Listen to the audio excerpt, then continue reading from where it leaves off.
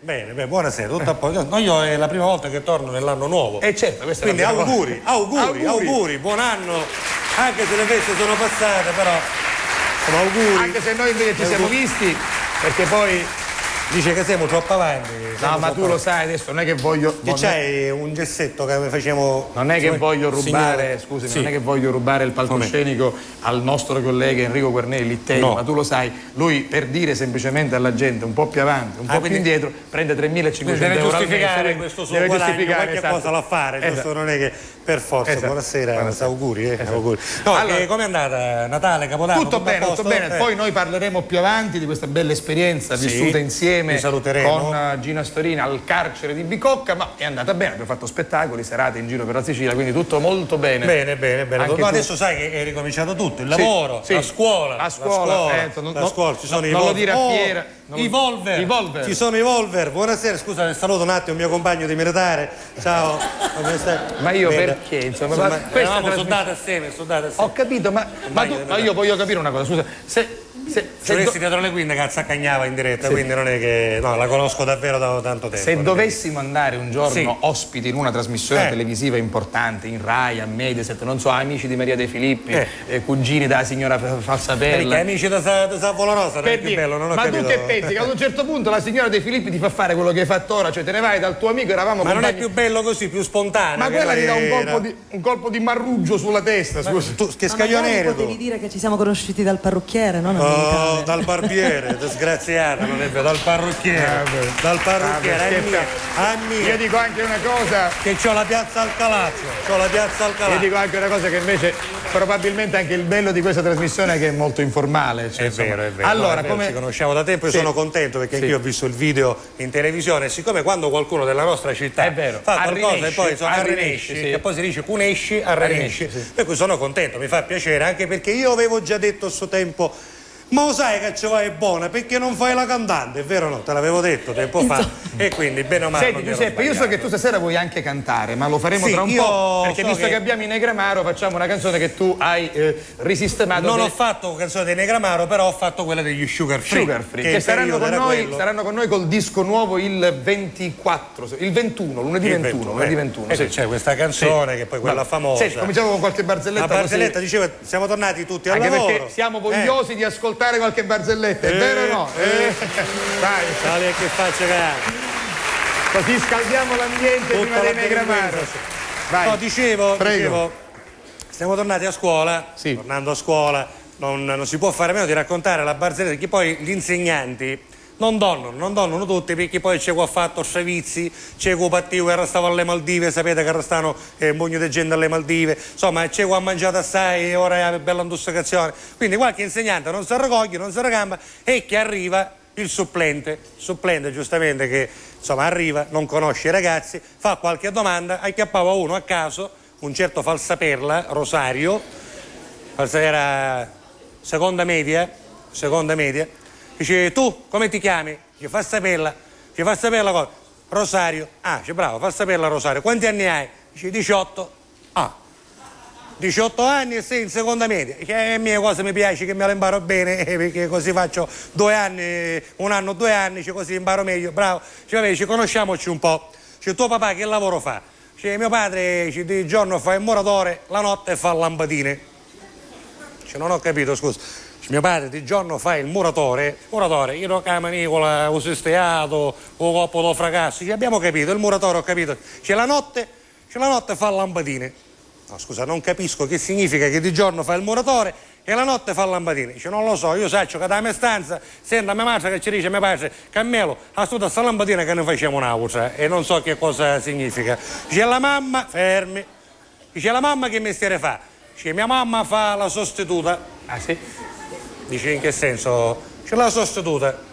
Ma che lavoro è la sostituta? Ce lo spiego subito professore. Dunque, c'è la sostituta è presente quelli che stanno in quelle strade buie che non passa nessuno, un copittone addromato, le calzarete, la borsettina la furriano così e scappa un po' d'acqua a spillo, un petto tutto da fuori con questo reggiseno a balconcino.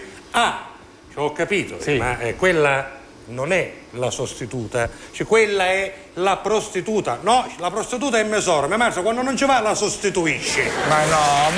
No, è così. Sono famiglie, ma sono un po' famiglie perdute.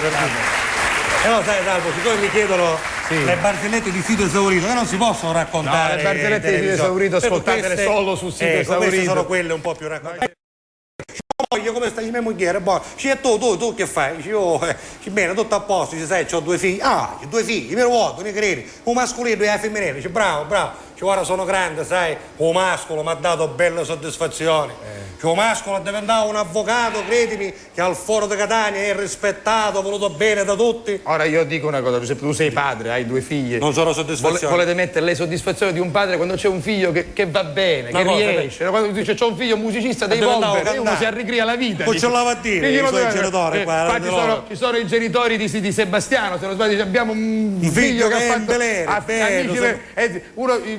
miei genitori che non erano stati famiglie, per esempio. No, per dire, voglio dire, però tu sei contento quando hai un figlio o una figlia. E poi immagina quest'uomo che parlando con l'amico.